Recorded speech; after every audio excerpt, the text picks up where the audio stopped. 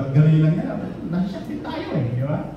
Pero pag alam mo na yan talaga ay mangyayari, so masyak ka man, konti lang. Di ba?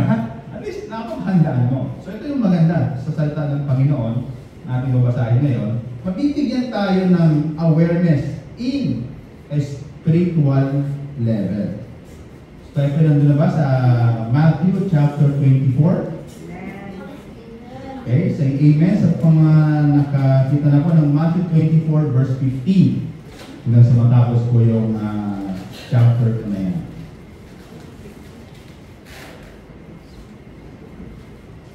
Babasahin ko po sa New International Version. Okay, so as I read, sundan niyo lang po ako sa inyo pong mga Bible o sa inyo pong mga cellphone. So sabi ito, Matthew chapter 24 verse 15. Sabi mo pa ng Jesus, when you see standing in holy place the abomination that causes desolation, spoken of through the prophet Daniel, let the reader understand. Of course, kayo pa lang parang anong ibig sabihin to. Pero again, itong sulat na to ay hindi naman una para sa atin, para to sa mga alagad. Ang mga alagad na unawaan to. Pero mamaya, bibigay tayo ng konting linaw, ano ba yung mga bagay na to. Verse 16 said, then let those who are in Judea flee to the mountains. Let no one on the roof of his house go down to take anything out of the house. Let no one in the field go back to get his flock. How dreadful it will be in those days for pregnant women and nursing mothers. Pray that your flight will not take place in winter or on the Sabbath. For then there will be great distress and unequal from the beginning of the world until now, and never be equal again. If those days had not been cut short, no one would survive. But for the sake of the elect, those days will be shortened. So, meron pa tayo dito. Merong, kumbaga, meron pang grace na ginawa ng Panginoon. That time, if anyone says to you, look, here is the Christ, or there he is, do not believe it. For false Christ and false prophet will appear and perform great signs and miracles to deceive even the elect, if that were possible. See, if I told you ahead of time. So, kita natin ang Panginoon, di ba? Hindi niya sinabi yung eksaktong pagbalik niya, pero sinasabi niya ang mga mangyayari in the future na dapat paghandaan natin. So, ano yung point ng Panginoon? Kaysa hintayin niyo kung bumalik sa eksaktong oras, it's better for you to be ready. Tama? Diba, parang, sino nakapag-Boy Scout dito sa Girl Scout? Diba? Yun ang sigaw? Laging handa. So dapat ang mga Kristiyano may pagka-spiritual Boy Scout and Girl Scout. Verse 26, sabi ito, so if anyone tells you, there he is out in the desert, do not go out, or he is in the inner room, do not believe it. For as lighting that comes from the east is visible even in the west, so will be the coming of the Son of Man. Dano kabilis yun? Split seconds. parang tayo nito, pagpikit mo, pag di ng mata mo, nandiyan ang Panginoon, di ba? Parang ganun kabilis yung kanyang pagbalik. Wherever there is a carcass, there the vulture will gather. Immediately after the distress of those days, the sun will be darkened, and the moon will not give its light. The stars will fall from the sky, and the heavenly bodies will be shaken. Verse 30 said, and the time the sign of the Son of Man will appear in the sky, and all the nations of the earth will mourn. They will see the Son of Man coming on the clouds of the sky with power and great glory. And he will send his angels with loud trumpet call, and they will gather his elect from the four winds, from one end of the heavens to the other. Now, learn this season from the fig tree. As soon as its twigs get tender and its leaves come out, you know that summer is near. Parang dito sa Korea, di ba? Pag nagkukulay brown, kulay dilaw na yung mga yung mga dahon, autumn na tayo. Di ba? So, ganun din, sabi ng Panginoon, same sa pagbabalik din niya.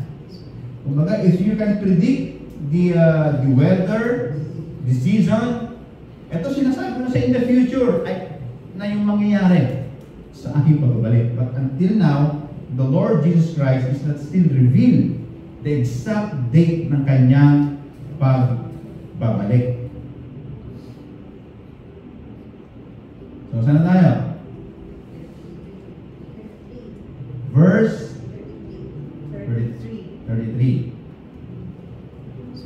Sabi doon, even so, when you see all these things, you know that is near, right at the door. Ibig sabihin, kung nakita niyo lahat ng mga pangkailangan sabi ng Panginoon, tandaan mo, siya ay nasa pintuan ka na. Okay, so wala pa talaga yung sabi din, end of the world. Wala pa yon. I tell the truth, this generation will certainly not pass away until all these things have happened. Heaven and earth will pass away, but my words will never pass away. Nagbigay ang Panginoon ng confirmation. Nagbigay ang Panginoon ng isang matibay na dapat panghawakan ng mga taong dadaan sa mga huling araw. Ang kanyang salita. Amen?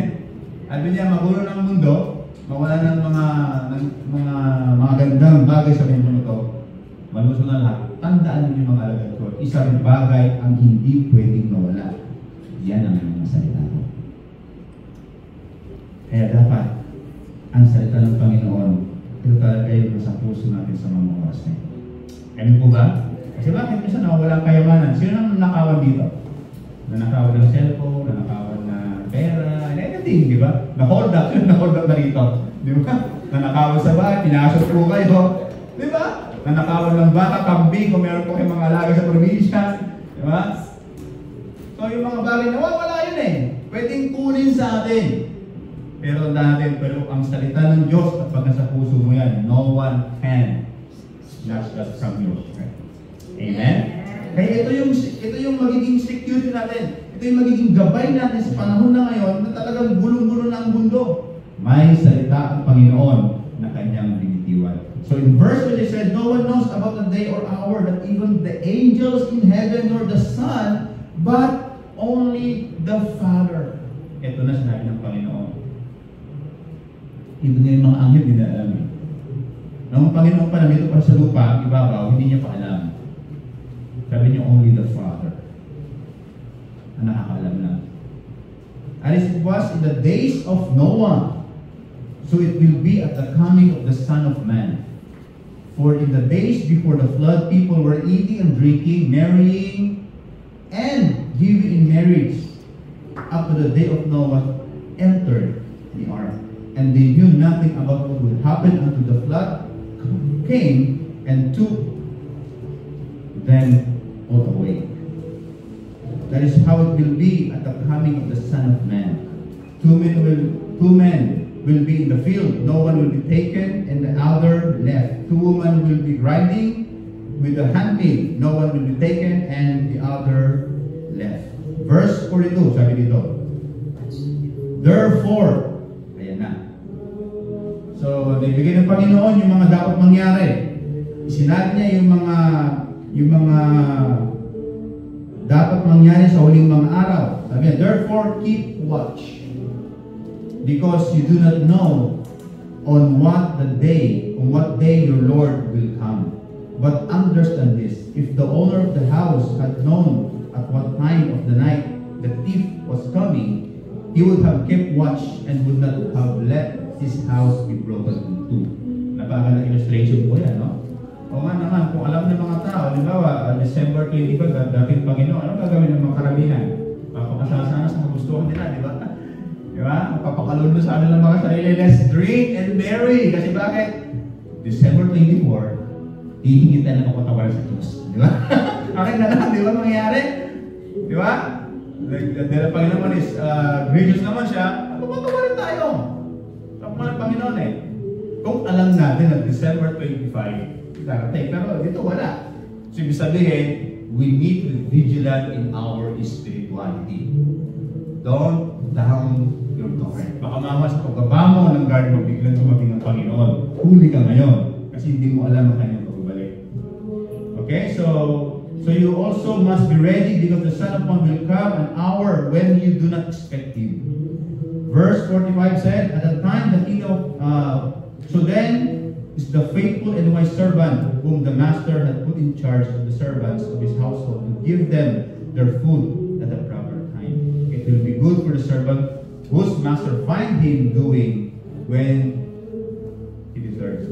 Sino rito ang nahuli ng boss during work hour nagsiselfone? Di ba doon na kaya-hiya na yun, di ba?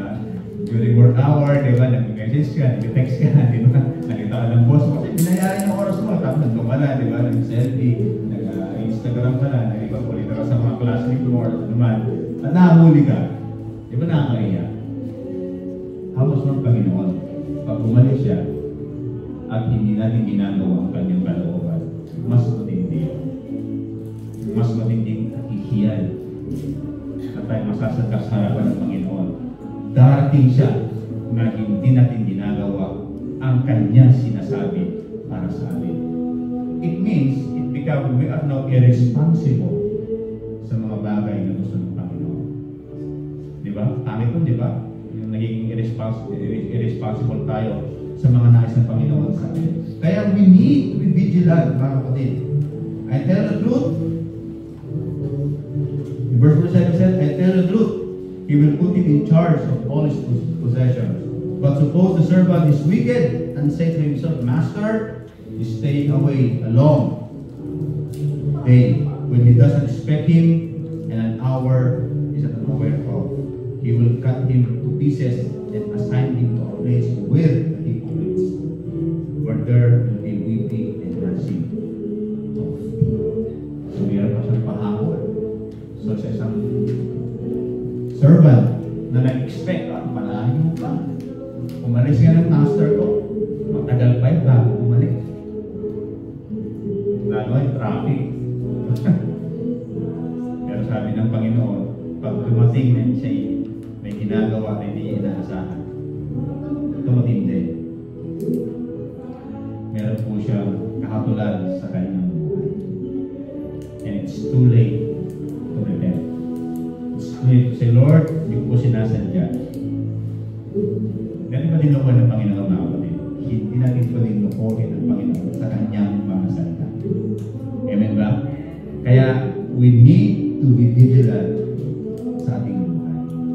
Sige po, manalangin po tayo. Lord, we thank you and we honor you for this morning, O God, na kami, Panginoon, ay napapaala ka ng mga itong mga pananalita ng Panginoon. Na minsan, Lord, naging busy kami sa aming mga sarili, Panginoon, sa aming mga buhay. In which, Lord, nababaliwala na minsan yung mga paalaala mo, Panginoon, sa iyong salita. But thank you, Lord, for this time.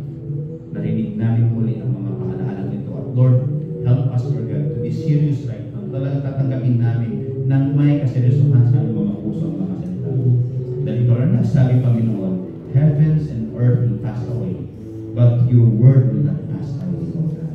Salamat po na magkaroon kami ng karunungan, magkaroon kami, Lord God, ng tamang pagkaunawa sa iyong mga salita upang sa Lord, maintindihan namin kung ano po yung mensahe na nais niyo pong ipaunawa sa mga oras po ito. Salamat po sa pangalan ni Jesus. Amen and amen. So ito po yung ating pag-uusapan ngayon. Readiness to live in the last days.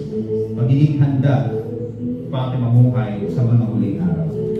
Ang mga huling araw, mga kapatid, ay sinasabi ng Bible, ang mga huling araw ay makakaranas ng iba't ibang klase ng mga trahedya. Diba yung una na binasabi yung bansa, laban sa bansa, nandiyan na yun eh. May mga gera na mangyayari. So it is now a biblical prophecy and it's now happening. So ngayon, ang tanong, paano tayo mabubuhay sa mga panahon sa ganitong sitwasyon? How do you now live in this kind of situation?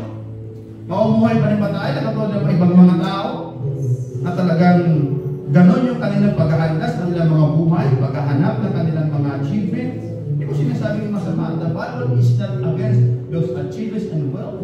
Pero dapat din natin isaalang-alang ang warning ng Panginoon sa ating kasalukuyan. Kasi nga sabi ng Panginoon, ang kanyang pagbabalik ay katulad ng magnanakaw. Siyempre kung nanakawan ka, itatago mo na yung lahat ng mga dapat nakawin, di ba? Kasi alam mo na nakawan ka eh. Pero mga kapatid, ang pagbalik ng Panginoon ay parang isang magnanakaw na walang makakaalam. So ano yung dapat natin gawin? We need to be prepared and we need to be ready. Alam niyo ba, napanood ko po ang Japan, pag sila nililindol, alam niyo ba, napaka-cool. Napaka-cool nila, lalabas lang sila, tapos doon na, nakaupo lang. Yung mga Pilipino, kahit mga 3.1 lang yung lindol, or ginagawa. Diba? Kung sino na makasal, tinatawag. Kasi bakit? Hindi kasi pinapaghahandaan yung mga bagay na yan. Ama? Mahina yung ating drilling moment. Mahina yung ating yung mga safety, educational, sabihin natin functions sa schools and anything. Mahina tayo sa ganyan. Kaya madalas, napapahamak ang karamihan ng mga Pilipino. Tama? Ibig sabihin, tama yung sabi ni Francis Bacon knowledge is power. Lamang ang may alam, di ba sabi ni Kuya Kim? Kaya dapat tayo, alam din natin paano tayo mabuhay sa mga huling araw na mga kapatid. Baka mamaya, bukas sa daling Panginoon, tayo naman, busy pa tayo, di ba? Kailangan, invest mo to kasi bakit kinabukasan to, 10% daw yung balik ng pera eh. Hindi tayo dapat kinubukas na investment mo. Di ba? Kasi alam, we need to be ready. We need to be ready mga kapatid. Because when the Lord comes, everything in this world will stop. Di ba na pwedeng pagulay yung sweldo mo sa amo mo? Nandiyan ang Panginoon, nandiyan din yung sweldo ko, ha? Di ba binibigay? Wala na yun, tapos na yun. Yung bonus mo is December, babal na siya. Bago mag-December, wala na yun, 13 month pa, wala na, hindi mo nakahabulin yun. Nandiyan ang Panginoon. Life here on earth will stop. So, kailangan natin maganda. Amen? Sino rito ang handang-handa sa pagbabalik ng Panginoon? Say amen! Amen! Praise the Lord! Yan ang gusto ng Panginoon. Diba? Yan ang gusto ng Panginoon. So magbibigay tayo ng mga dapat nating gagawin upang maging handa tayo sa mga huling araw while we are still responsible or we're still doing our job here on earth. Kung ilalagay sa balance mode yung ating buhay. Okay? Huwag naman too much stream na binenta mo na yung mga ari-arian mo kasi dapat ng Panginoon, ibebenta ka na lang. Di ba walang tinuturo ang Biblia na magbenta ka ng ari-arian mo kasi babalik ng Panginoon. Wala naman yun. Kasi sabi ng Panginoon, be ready. Yan ang kanyang paalaala. So kung may mga trabaho, kung may pangarap, sabi ng Panginoon, okay, don't forget, be ready. Okay lang na butin mo yung mga pangarap mo. Yes, that's good. You have a goal. You have anything in your life. Sabi na parang, okay lang yan. Pero, be ready. At ito po yung mga bagay na dapat tandaan para maging ready tayo sa mga huling araw. Lalo sa panahon ngayon. Gusto ng Panginoon o ng Diyos na maging handa ang bawat isa, lalo na sa mga huling araw, dahil malapit na ang kanyang pagbalik. Ito yung gusto ng Panginoon. Kaya meron siyang salita.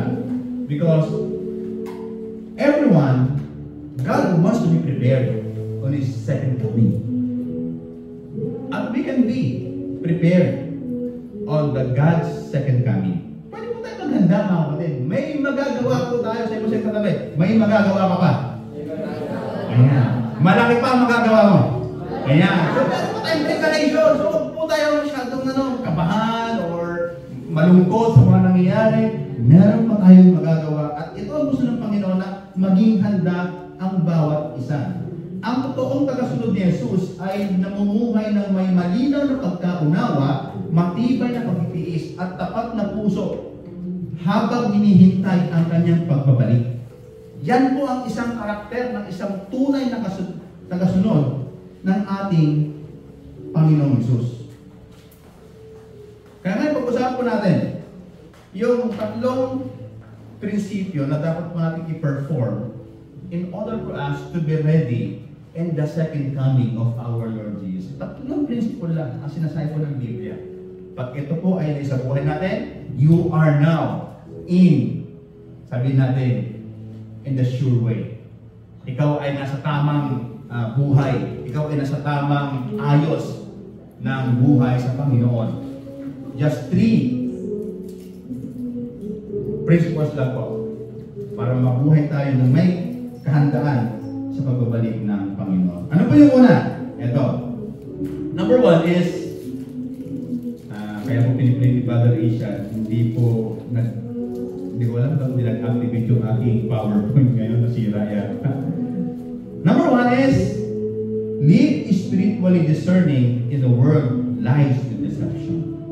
Mga kapatid, sa mundong ito, napakarami ng mga manloloko. Tama. Sino nanloloko rito? Ha? Marami na. Kami rin, nanloloko rin. Di ba? No? Nung una, masakit.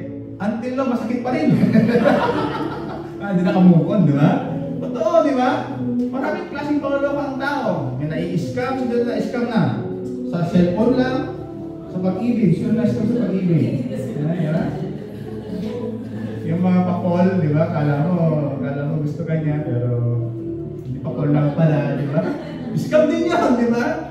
Kala mo love ka na niya, pero hindi pala. Marami nang ganyan mga kapatid. Sa ating gobyerno lang, di ba? Kung tayo may hatol, di ba? Kung gagawin po tayo mga obrado ngayon, alam natin kung sino yung nagnakaw ng pera, di ba? Alam natin, di ba? Oo. Alam natin yan. Pero ba't until na walang lumalabas? Kasi nga, may tatawag na deception. Okay? May panliling lang nangyayari po. At yung panliling na yan ay hindi na magawa ng tao, yan gawa yan ng kaaway. Because devil is the father of all lies. Nagamit lang minsan ang mga politiko, yung mga tao, di ba? Kumbaga, lang sila, naging mahina lang sila sa mga tentasyon sa buhay nila. Kaya nagamit sila sa maling paraan. Kasi bakit? Hindi sila kasi naging ready sa mga bagay na yan. Pero tayo po na nandito ngayon, tayo po na nakikinig ng salita ng Panginoon, ngayon po, pinaghahanda po tayo ng Panginoon. We need to live spiritually discerning. Ano yun? Ibig sabihin nito, mga kapatid, pinapakiramdaman mo lagi, no? Ina-assess mo lagi yung mga nangyayari sa paligid mo. Hindi sa gaano parang, kumbaga yung tawag is presence of mind. Ito naman is presence spiritually. You know, kung nag-drive ka, hindi pwede yung papikit-pikit ka. Kailangan talaga nasa presence of mind ka lang. Ano po sa Baguio, taga-Baguio po ako. Hindi pwede yung isang mata lang ginagamit ko kasi bakit gusto ko na matulog yung isa. Hindi pwede, kailangan dalawa, di na? Baka magpihit mo, bangin na yung pupuntahan mo. Kapatid, ganun din po yung ating buhay ngayon. We need to be spiritually alert. Ewan po ba? Amen. Bakit? Napakarami ng manloloko sa mundo nito. Huwag ipinay yung tabi niya. Kasi ang mga anak ng Diyos yan. Yeah? Praise the Lord? Amen ba? Di ba? Mahalaga kayo sabi ng Panginoon, kaya't kapag nakita ninyo nakatayo ang damong banal, ang kasuklam-suklam na kalapas na. Ito po yung sa Tagalog, kasuklam-suklam para matinig natin. Para anong klaseng kasuklam-suklam yan? But you know what? That happened said 40 years after Jesus Christ gave the prophecy about this one. Kasi yung sinasabi ng Panginoon, yung mismong templo na pinagsasamba ng mga Hudyo. After 40 years, dumating po si Titus the Great kasi nag-revolt po ang mga Hudyo sa under the Roman government. Kaya kung meron po kayo mababasa ng mga Maccabees, nasa basa na. Yung po, history po yung basahin po. Nag-revolt ang mga Hudyo sa pamamalakad po ng Roma. At sa tigas po nila na ayaw po nilang sumuko, ang ginawa po ni Titus the Great, no? Talagang sinis niya po yung Jerusalem. Ibig sabihin, for 6 months, wala talagang sabihin, pag pinalibutan kasi ng panahon na yun, number 1 mawawala sa'yo is yung cut po na yung ng pagkain. So ibig sabihin, nagutom yung mga tao sa loob. Ginutom talaga nila. Sa asar ni Titus the Great, nung silang sumuko ng mga Hudyo, sa asar niya, yung mga poste ng templo, dinurog niya po yun. At ipiniligay sa kanyang mga sundalo kasi mga ginto po yun. Yun yung tinatawag ng Panginoon dito. Nangyari po yan. Itong propesya. Kaya may tinatawag na immediate fulfillment of this prophecy. But again, because the Holy Spirit is more than that, meron pang great na mangyayari sa mundo ito. Kaya dami ang propesya, di ba? Sabi nila, ang Antichrist daw is uupo mismo sa templo ng Panginoon. Ngayon daw po, ang Ilog Euphrates ba yun? Ay patuyo na, diyan daw dadaan ng mga tangke ng China at Russia para girahin ng Israel. Kasi may natawag kasi na book and magog in the Revelation eh. May sabi kasi 7 years tribulation. Okay, pwede mo lang pa ng konti. Okay na po ba? Para magkaroon tayo ng idea kung ano ba nangyari ito. May natawag kasi 7 days, 7 years of tribulation. Ano ba yun? Within 7 days, meron 7 malaking bansa makikipag-alay kay Israel. At magkakaroon po ng 3.5 years peacefulness. Magiging maayos. But sa atin nila, after 3.5 years, biglang mag-withdraw yung 7 bansa at sabay-sabay nilang gigirahin ng Israel. Sabi nila yun. Pero, ang isa naman paniniwala, bago daw mangyari yun, yung mga nanalo na kay Jesus ay kinuha na sa langit. Ang tawag dyan, pre-trib or pre-tribulation. Bago mangyari ang tribulation, ang Church of Christ ay kinuha na sa langit. Ayan. Pero may tawag naman na mid-trib. During, bago mangyari ang gera, doon daw kukunin ang church. Meron na tawag na post-trib. Dadaan daw ang church sa matinding tribulation. Pero mga kapatid, yan ay just a theological, until now is debatable po yan. Walang eksakto na talagang sinabi ng Panginoon na okay, darating ako in the pre-tribulation. Wala po yun. Those theological notions I still have the support itself. Kaya wala pong magsasabi. Kaya ang mahalaga, ready ka lang. Amen? Yun ang mahalaga, di ba? Ready ka lang sa pagmahal ng Panginoon. Ready ka, alert ka spiritually. Alam mo yung nangyayari sa paligid. Alam mo ng mga tao ngayon ay naniniwala na sa mga hindi magandang balita. Alam mo ng mga tao na madali silang naniwala sa mga bagay na kasinungalingan. Bakit ganun? Pag mga negative things, ang bilis ito maganap. Napasin nyo lang. Kaya buhay na buhay sa mga marites kung may mga pangit na nangyayari. Buhay na buhay mga marites eh. Di ba? Happy sila, di ba? Alam mo si Grito, ano nangyari? Gusto nila ganyan eh, di ba? Buhay na buhay sila. Ano mga kapatid? It's time now to be alert and to wake up spiritually because the world now is full of deception. Ang matindi nga sa salitang deception kasi, akala mo, tama yung nagalaban mo, mali pala. Yun ang mahirap. Kaya nga babalik tayo sa ng Panginoon. Kaya ito magbibigay sa atin ng discernment. Kasi nga, isa sa mga gift na binigyan ng Diyos sa atin para tayo maging handa sa buhay na ito is magkaroon tayo ng tawag na discerning spirit. Ito yung gusto ng Panginoon na nangyari sa atin. Nais ng Panginoon na tayo maging handa spiritually. Ang spiritual na pagkakilala ay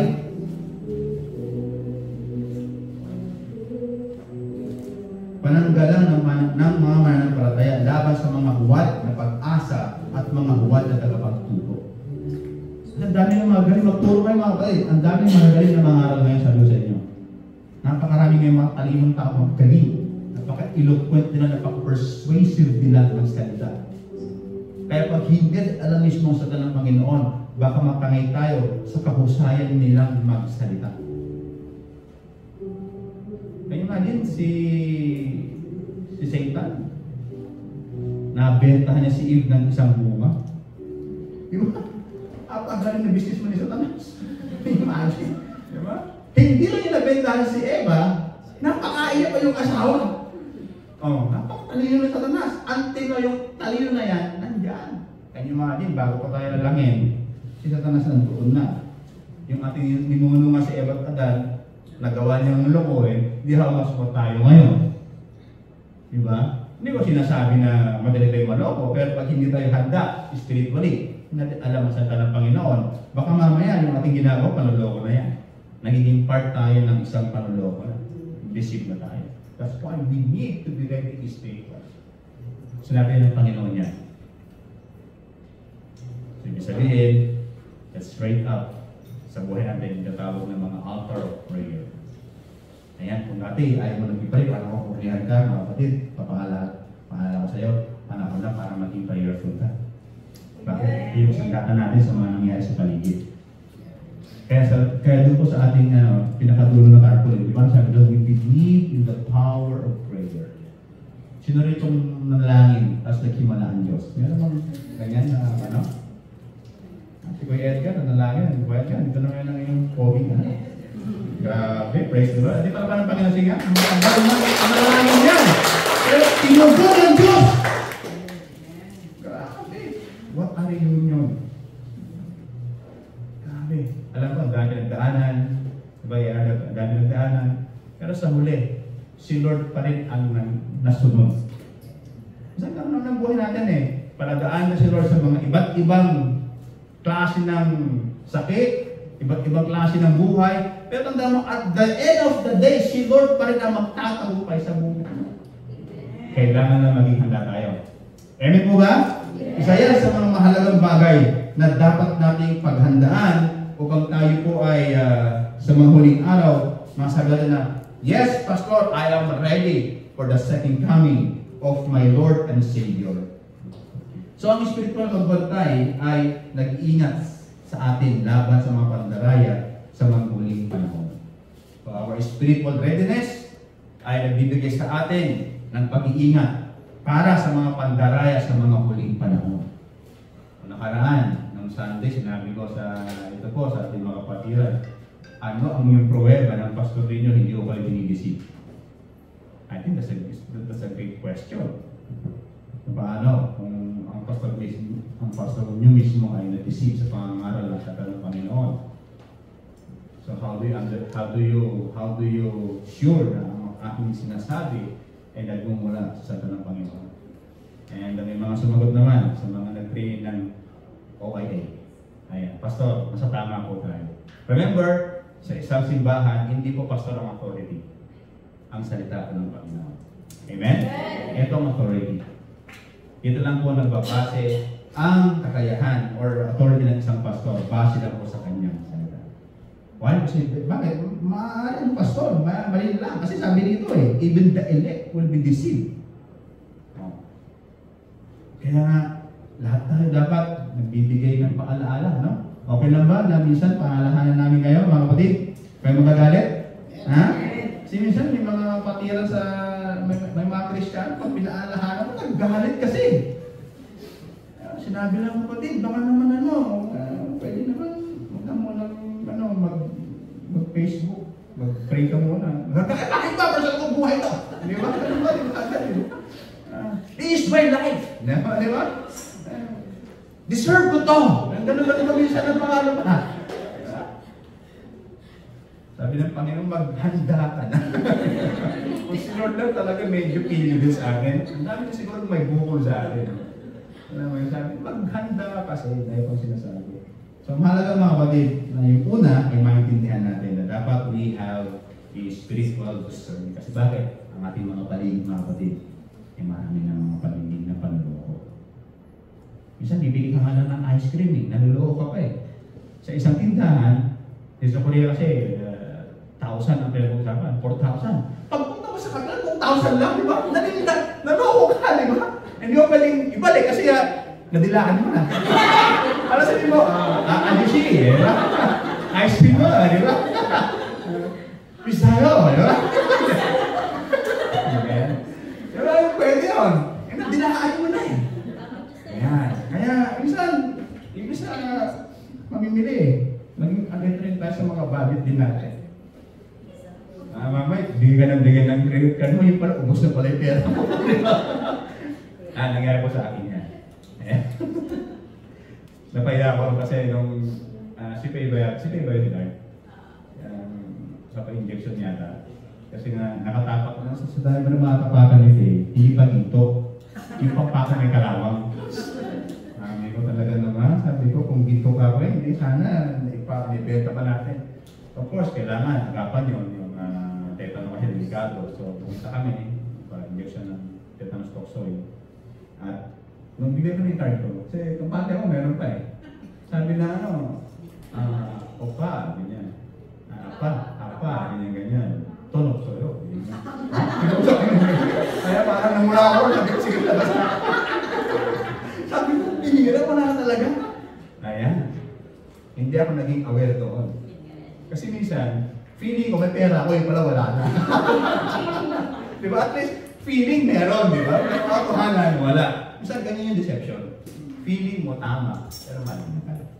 Feeling mo okay, pero malayo na ba sa kalooban ng Panginoon. Kaya number 1, para tayo maging ready pag ng Panginoon, we need to live spiritually discerning. Kasi bakit? Ang buhay ko sa mundong ito ay napupuno ng deception. Pangalawa mga kapatid, na dapat po natin tandaan is, in order for us to live readiness in the coming of our Lord Jesus Christ, ay dapat po to live faithfully according in God's Word to this fading world. So dapat panghawakan natin yung pangako ng Diyos. Amen ba? Sino rito ang nakareceive ng pangako ng Diyos sa kanyang buhay? Amen. Panghawakan natin. Panghawakan natin. Kasi bakit? Sabi ng Panginoon, mawala na ang lahat ng lupa. Pero kung ating salita, kahit na yung huling-huling hinanga mo na sa mundo ito, tutuparin ng Diyos ang kanyang pangako. Kasi bakit? Pwede mo i-extend yung buhay mo. Kasi mawala ka na bukas. Sabi nila, hindi, huwag muna. Kasi bakit? Hindi pa kasi nangyari yung pangako sa tao niya. Kaya ano nasa Panginoon, control niya even yung buhay natin. Kanya ba yun? Dapat sana, wala na tayo. Sa ating mga katigasan ng ulo, sa ating mga pasaway, sa Panginoon. Kaya sabi ng Panginoon, hindi. May pag-asa pa ang mga tao ito. Kasi mga anak ko ito, may pag-asa pa. Nais kong iparanas. Ito pa rin ang salita ko sa mga mga.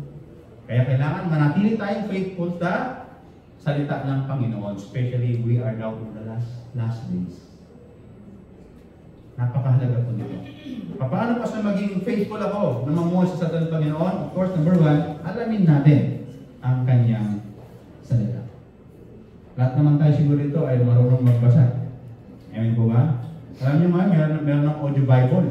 Kung ayaw magbasa, i-play mo audio Bible mo, saksak mo sa tenga mo, ayan, nakikita papakinggan mo na sa salita ng Panginoon. Napakarami ng paraan mga kapatid para po tayo ay mag-aral ng kanyang salita. Tayo na lang ang hinihintay ng Panginoon. Your decision and intention to study His Word ang kailangan na lang mangyari. Of course, nandiyan na lahat. Ikaw na lang. Dapat mabuhay tayo na naayon sa kalooban ng Panginoon.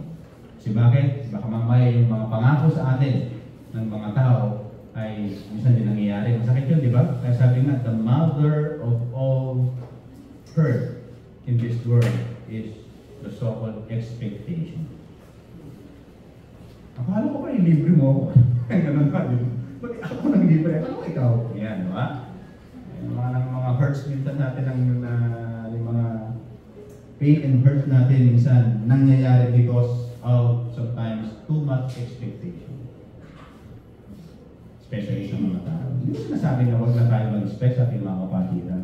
But the point is, may mga bagay talaga minsan na hindi nagagawa ng tama at ayos ang sangkatauhan. Lalo na kung may nagsabing ipapaayos ko ang basang Pilipinas. Ako, medyo malabo yata tayo. Kaya maganda, tama yung ating mamumuhay. Hindi doon sa mga pangako ng mga makatalinong tao sa mundo ito, hindi sa pangako ng Diyos tayo mabuhay. Amen po ba? Eh ano ngayon kung mas mayaman sila sa'yo? Eh kung namumuhay ka naman sa pangako ng Panginoon, okay lang yun. Huwag nating kainggitan. Di ba sabi ka ng Bible? Huwag nating kainggitan ang yaman ng mga masasama. Ano yung Biblia yan? Hindi natin alam, baka yung bukas, wala na kinakaingitan mo. So sabi mo, buti nga. Hindi mo gano'n, di ba? Pag-pray natin na yung kanyang inggit ay mawala. Kasi bakit? Yan din naman ay mahal ng Panginoon. Baka sinisend tayo ng Lord para to minister to that person. Kailangan lang makaunawa ng salita ng Panginoon. Kasi before naman, ganyan naman tayo mag-isip dati. Puro sa ating mga sarili, di ba? Puro pakabili, di ba? Kailangan ganito ako, kailangan ito, puro pakabili. Pero nung naunawaan na sa salita ng Panginoon, ba, kailangan pala may patulak din. Huwag puro pakabili. Kumbaga, kailangan may in and out. Hindi pwedeng sa paghinga natin, puro in. Di ba? Hindi ganun yung disenyo ng Panginoon sa atin eh. Nung nilalagay tayo, itong anak ko na ito, puro in ang hinga niya. Ang pangit siguro, no? Ang mata siguro mga balikat natin, di ba? Sabi Sister! Tayo kasi puro in eh. Puro in yung ano, yung simot eh. Pero pinalas ng Panginoon, may in and out. So, hindi po tayo. Kaya, pangalawang bagay na paghahanda mo ating mga kapatid, kailangan mabuhay tayo na naayon sa salita ng Panginoon. Lalo na po ang mundong ito ay talagang papunta na sa natawag natin distraction.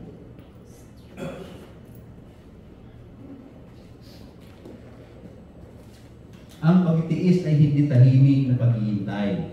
Ito ay pananampalatayang kumikilos. So sometimes, yung ating pong faithfully waiting, sometimes may challenge po kasi dyan eh. Totoo lang, ang hirap naman talagang maghintay minsan. Tama ba? Kasi bakit? Tayo kasi mga tao, we always put God into a time. Kailangan next year, kailangan this week, kailangan this month.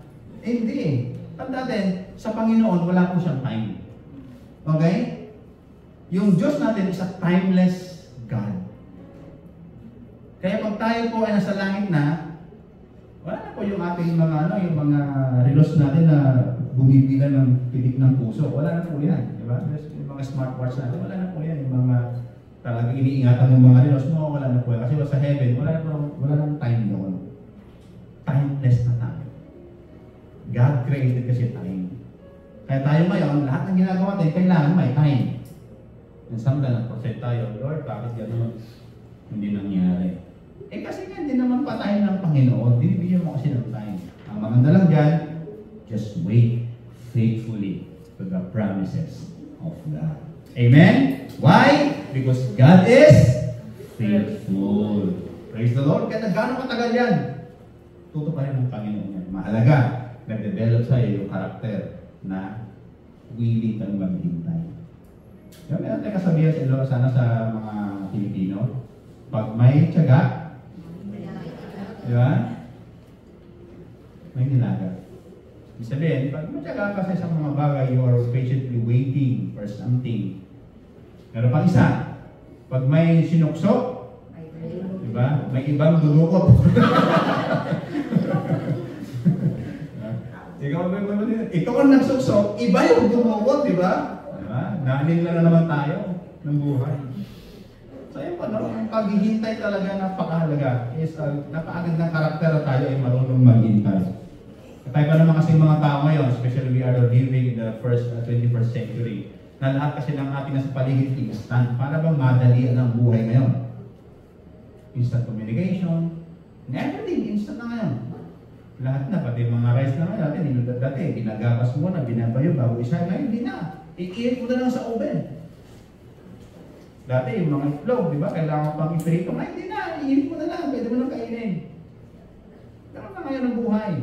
Kaya tayo nasanay, ibig sa mga problema natin, gusto natin mabilisan yung paggawa ng mga problema. Hindi pwede naman na. Hindi mo sabi natin sa health. Ako may condition ako. Tumataas ang aking uric acid. Hindi pwede kinabukasan, mababa na yun. Kailangan ko sa extra. Sabi ng doktor sa akin balik ako ng November. Mahaba-haba yun, November pa. Minsan napapasuko pa kanyang karne. Naku po, sabi ko, dagdag na naman yun. Diba? Yung disiplina kasi, kailangan kasi may disiplina tayo while we are waiting. We need to be hold on the discipline. Eh wala namang ibang napapakain sa sarili, kundi ako lang. Usually, kung may sakit ako rin yung sisisihin. Ako ba? Di ba? Ano yung panisisis ko? Yung mga anak ko. Hindi pwede. Ako rin kasi bakit? Ako kasi yung minsan pasaway. Kasi yung mga katabi, huwag kang pasaway. Ayan, yes. Huwag kang pasaway. Marami yung disgrasya sa pagiging pasaway kasi. Kaya mga kapatid, in order for us to be ready, the second coming of our Lord Jesus Christ, we need to live faithfully according to the word of the Lord. Bakit? Kasi ang kanyang salita ay totoo. Heavens and earth will pass away, but sabi ng Panginoon, my word will not pass away. And yung panghuli, na dapat po natin perform na principles in order for us to be ready in the second coming of our Lord Jesus Christ is, sabi doon, to live purposely in the destructive world. To live purposely. Ibig sabihin, intentional yung pamumuhay mo. May mga schedule ka within the day, hindi lang yung pag inaya ka ng barkada mo, ano ka, gala tayo? Gala ka naman. Yung wala akong plano na isang araw, ano mo ang dapat mong gawin? Kapalipas lang ng oras, tulog ako. No, kailangan maging intentional po tayo. Kailangan yung oras po natin sa loob ng isang araw, mayroon ng 24, nagagamit dapat yun ng maayos sa ating advantage, sa ating pakinabang. Yung 5 minuto na manalangin kasi isang araw, malaking bagay yun. After a year, consistent ka na gano'n, aba, baka marami nang sagutin ng Panginoon na panalangin sa iyo. Di ba? Kasi minsan tayo, nagpapray lang tayo pag may mga pangailangan, di ba? May mga biglang nangyari, biglang alam mo yun, doon lang nagpapray, Lord, magpray mo ako, Pastor. Bakit doon nangyari? Kasi ganito po nangyari. Ganyan. Kasi Pastor yung tinatawag. Tapos pag hindi na-answer yung prayer, masamang tingin kay Pastor. Para kasi Pastor, taga-asa ng prayer, di ba? Naranasan mo po yan. Wala ako kung may pinag-pray ako namatay. Ayaw mo pag sa pamilya. Sabi ko pa naman, ang Panginoon ay maggagamot. Ganun pa naman yung mga encouragement ko. After 2 days namatay. Sabi ko doon. Para ayaw magpakita. Pero again, hindi naman tayo nagpapagaling. Hindi naman tayo nagtutulong buhay. Kaya sabi ko, maybe, naman talaga yung nakda ng Panginoon para sa ating pong mahal sa buhay. So, ating magagawa. Kasi sabi natin, Lord, more years pa ako. Bukas na ako ng Panginoon. Ano yung magagawa? Meron naman na, Lord, kunin mo na. Sabi ng Lord, 2 years pa. Kaya 2 years ka pa mag-ilis. Kaya, mga kapatid, kailangan intentional yung ating pamumuhay sa mundo. Kumbaga, tama yung mga hakbangin natin. We need to walk right. Hindi yung pachamba-chamba lang yung ating buhay. Tama, may purpose. Kaya yung mga women's natin, no, nasa purpose-driven life, sabi ko nga, hindi mo lang magatutunan na yung purpose, meron kang purpose, but you will be driven by the purpose. Iba yun eh. Yung mga tao na meron pa silang purpose, pero wala silang parang resistensya. Walang lakas. Iba kasi yung you are driven by the purpose. Kahapon nga sa aming prayer meeting, ipag-usapan namin with regards for Joseph. Genesis chapter, anong Genesis earlier? 37, di ba? When the Bible introduced the life of Joseph. Sabi ko nga, if you're a man of God, and you read the book of Joseph, papahan ito sa Biblia, aba, puro negatibo agad ang mangyayari. Kinaingitan ng mga kapatid, di ba? May panaginip siya, lalo siyang kinaingitan lalo or lalong kinasama ng loob ng kanyang ibintangan at mga kapatid hanggang sa pinatapon siya sa Ehipto. Ay iba, yun sabihin natin, Joseph is a man of God. Aba, kung magiging man of God pala, mahirap pala. That's the reality. Kaya ano po yung natutunan doon? Ano po yung aming natutunan? Sabi nga doon, when the vision comes to a prepared person, it will steer their life. Pag hindi handa kasi ang isang pangitain at naibigay sa isang tao, ano nangyayari? Lumalabas yung hindi tamang attitude. Pero kung ano kaya unawaan ng mga kapatid ni Joseph, ay grabe galing sa Panginoon niya, maghanda tayo. Maybe si Joseph din natapos sa Egypto. But again, those negative situation of Joseph na nangyari sa kanya ay naging catalyst ngayon para mas ihanda siya sa isang mas malaking gawa.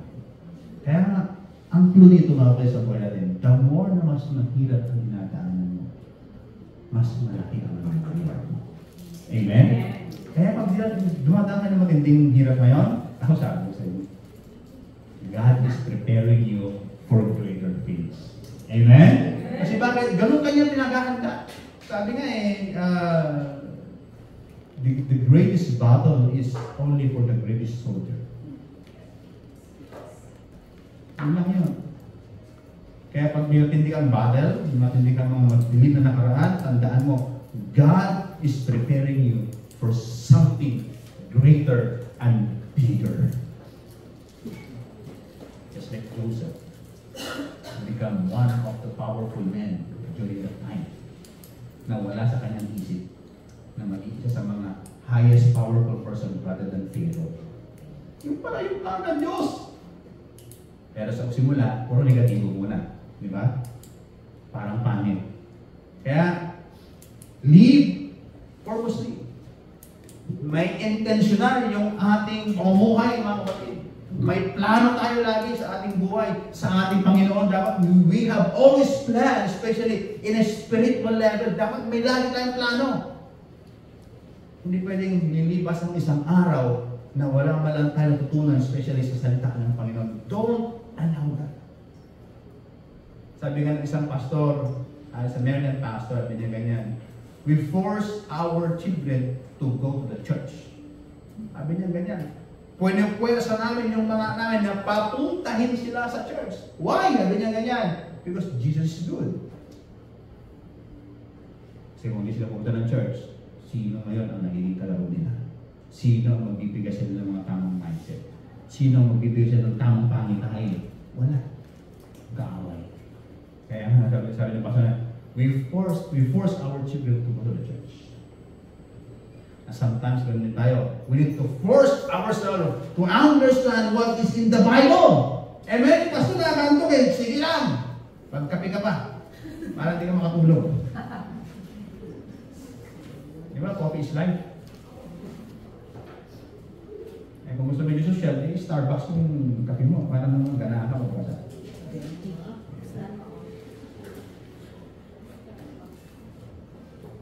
Bakit? Kasi nakapanahon na mamuhay tayo na may tamang direksyon. Hindi lang po ano yung natatangay tayo ng nangyayari sa paligid natin, natatangay tayo ng mga nakaraan, nagigimo ka lang.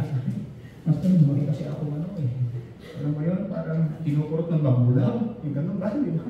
Kaya talagang pasensya na kung may baramdamin ako. Hindi na gusto ng Panginoon sa'yo. Kailangan mo tumayo at mag-stand up and to live purposely in your life. Lahat po tayo tinawag ng Diyos. Amen? At meron po tayo dapat gampanan sa mundo nito. Diba? Sabi nga sa PBL, hindi ka isang singaw sa mundo nito. Ang pangit, diba? Yung buhay mo isang singaw. Diba? Pag nilagyan ng asin niya, masakit. Ibig sabihin, wala ka man ang ambag sa mundong ito. Umambag ka naman ng tama, di ba? Ang dami ng mga maling gawain yan. Sana naman tayo, kahit na hindi naramdaman yung ambag, at least umambag ka ng tama. Amen? Pinag-pray mo yung ating bansa na umayo, at least nakaambag ka ng maganda. Pinag-pray mo yung boss mo, pinag-pray yung pamilya mo, hindi nila alam, at least nakaambag ka ng tama. Yan ang purpose living. May tama kang ambag. Kaya sabi mo sa inyo gabi, umambag ka na. Umambag ka na. Ayan. Diba? Praise the Lord. It's time for us. Umambag na tayo. Kasi minsan, gusto natin lagi, tayo yung binibigyan eh. Umambag ka naman. Alam niyo ba, ang Panginoon, mas malaki yung iaambag niya sa atin. Diba? Saya kasi yung pangakong marami sa atin. God has a great plan for us. Even we are now in the last days. Ang biyaya ng Panginoon ay hindi pwedeng kadlangan ng mga anumang mga pagdating sa mundo ito. Ng anumang life and corruption sa mundo ito. Basta ang blessing ng Panginoon para sa iyo, makakarating at makakarating yan. Amen? Walang pwedeng kumikitan. Yan po yung tatlong bagay, mga kapatid, na dapat nating isaalang-alang, dapat nating isabuhay, dapat nating i-remind sa ating sarili upang mamuhay tayo ng may kasaganaan sa mga panahon ito. It's time for us to live with readiness in this last days. Huwag natin patangay sa anumang nangyayari sa paligid. Huwag natin patangay kung ano man yung mga trends diyan, kung ano man yung mga nangyayari diyan. Huwag natin patangay. It's time for us to be ready. Why? Malapit na dumating ang Panginoon. Amen po ba? Amen.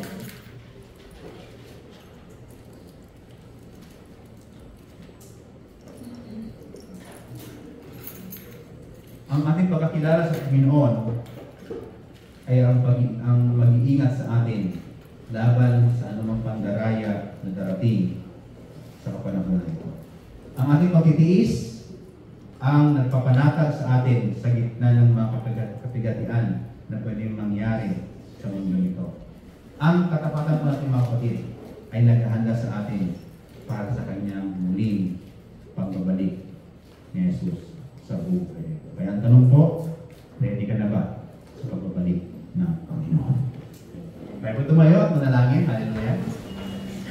Yes, pwede ba natin sambahin ng Diyos at kantayin natin yung ano ba yung huling kanta kanina? Ayan, pupurihin ka. Sige po. Minsan pa? Sige, ating pasalamatan ng Diyos ng buhay. Kung tayo po ay napaalahana sa kanyang salita ngayon, eto, Lord, ang sarap umawit pag naintindihan natin ang salita ng Panginoon. Amen po ba? Diba? Ang sarap umawit sa Diyos at alam mo, inihahanda ka niya for greater things.